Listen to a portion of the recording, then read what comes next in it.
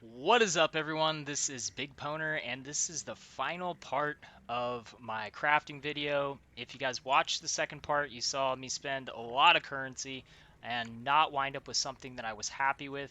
I have spent a lot more currency to get the quiver to a place where I'm like, all right, this is this is primo. I'm not going to continue past this. To give you an idea, this is where I'm at right now. To give you an idea of how powerful this is, it is giving me a total of 16% increased damage over my Void Fletcher.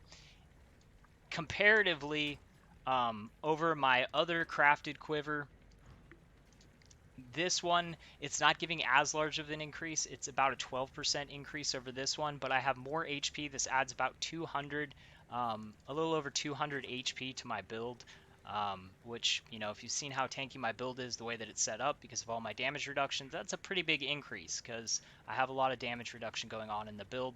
So this is a 12% increase over my previous crafted quiver, which was already a higher damage output than this one. The main reason why I've been using this Void Fletcher is because it fixes my cold resistance. But when I have an item that is increasing my defenses and my offenses by so much, to give you an idea, not counting the Arborix bow rotation, not counting my brutal restraint, which I have a really nice brutal restraint, and the stats on this, you're talking about at 800, a little bit over 800,000 added DPS to my build by equipping this with, like I said, another over 200 HP on top of that. It is 5 stats right now. I have gone ahead and divined this. The attack speed is 12%. I rolled that on afterwards. I divined this, and the main thing that I wanted was I wanted the frenzy charge when you hit a rare unique enemy to be at the 5%. That's, the perfect roll. I could divine more, but just getting that on there took me, like, I don't know, quite a few divine orbs. I have spent quite a bit crafting this. The thing is, now I have one open slot. The quiver is already so strong, and that's what you have to understand about this. It's already so strong that it's, tier 1 life, and it's adding 16% total more damage to my build than the best other thing that I have. So that's an absolute massive increase. Whatever I wind up slamming onto this is going to, it really doesn't matter. Obviously, I am hoping that I hit something that is useful, but there's really not that much that's going to be useful. I have pretty slim chances of getting something good. And the thing that I really want to mention on this is the reason why I'm going to leave the attack speed on it. The only way that I wind up with a better item is if I were to roll the tier 1 attack speed. If I roll a low attack speed, I'm actually going to wind up in a net loss, because the crafted attack speed, tier 1 perfect rolled attack speed natural, is 13% increased attack speed. The crafted, I can perfect roll like I've done to 12%. So there's a very small difference in that. If I wind up rolling a lower attack speed, I will wind up actually making the quiver worse than it already is, because the next best thing for me to add to this is going to be a dual mod um, for the global critical strike chance and increased elemental damage, or I could put on a crit multi. Oh wait, no, we don't have crit. No crit multi.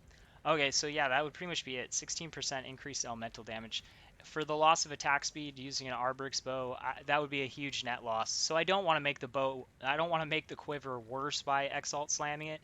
It would give me a better chance of getting something good on it, but the options for me to craft onto this, I don't need the critical strike chance. I'm already over on that. Um, that's the reason why I went with the broadhead, because then the implicit is actually adding something that does something for me.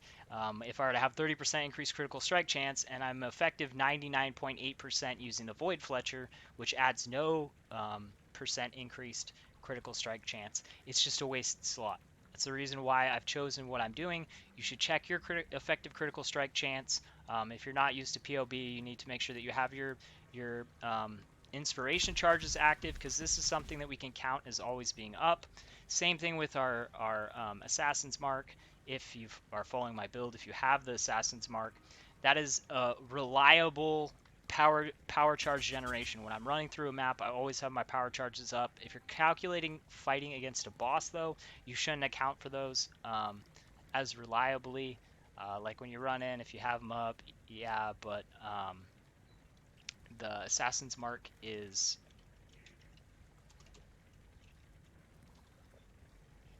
oopsies. The assassin's mark is going to be giving us a power charge chance on kill. So inside of the map, it's really reliable. Outside of the map, it's not. That's the reason why the main thing that I wanted on this was the chance for the frenzy charge on hitting a rare unique, because then it's going to be reliable inside of a boss fight. Because I'm over four attacks per second now. And that's going to consistently build up my frenzy charges and then keep them, because when you gain a frenzy charge, it refreshes them. So I'm going to be able to reliably say that damage increase and attack speed increase is always going to be there for me. So without further ado, let's hope that I get some luck. The only things that I'm really looking for on this, I would really like a critical strike multiplier or cold resistance. Cold resistance would fix my build. The whole reason why I've been using the Void Fletcher is because it was a quick fix while I'm trying to fix my build.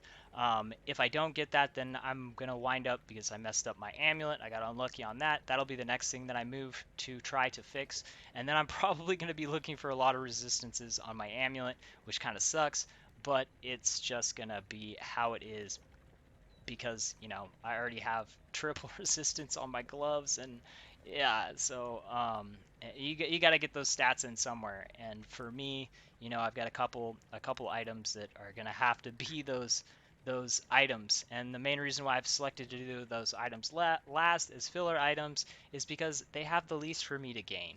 I could wind up going for a change on my boots, but I have some stuff on those already that I need, and I have really nice rolls, so I don't really want to go for those.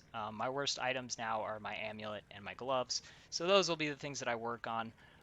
This is already nice enough that, trying to attempt to craft better than this, maybe something down the road, but not in the foreseeable future. It's already so strong that I'm not going to be attempting that unless all my other gear gets so strong that I'm ready to invest another large amount to try to make something better.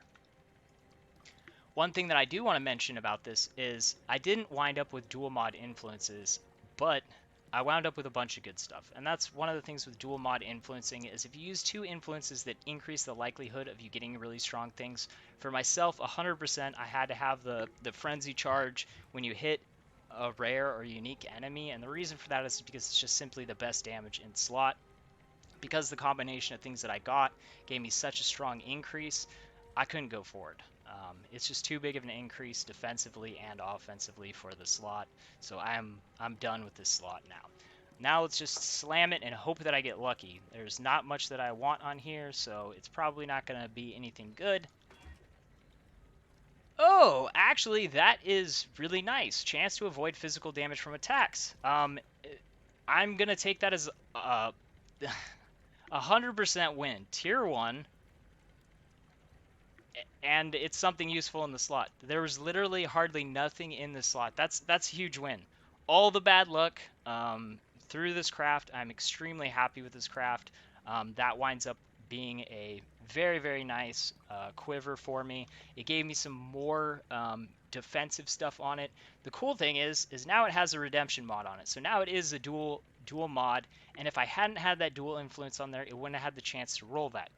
Obviously, I was looking for damage mainly when I went into the craft, but that is a really, really good roll, because I now have a chance to avoid damage. I eventually might divine this and try to get the chance to avoid physical damage at 10% with the frenzy charge being at 10%. But like I said, I've invested a lot in this. I'm really happy with the craft now. So now I just have to fix my build so that I can actually start using the item. Because I can't use it right now because I'll be deep in the negative on the cold resistance, and that will make the build very unplayable. Anyways, thanks for watching. Peace out.